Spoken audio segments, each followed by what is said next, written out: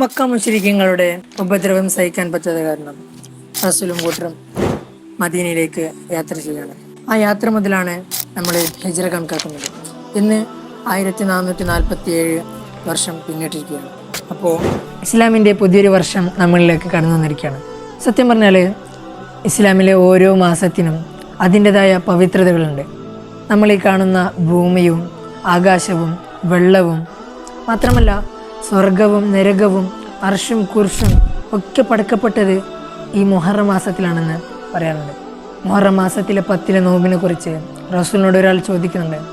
പ്രവാചകൻ പറഞ്ഞത് യുകഫിറ സനത്തൻ മാളിയ, മുൻകഴിഞ്ഞ വർഷത്തിലെ ദോഷങ്ങളെ അള്ളാഹു നിനക്ക് പുറത്തു തരും.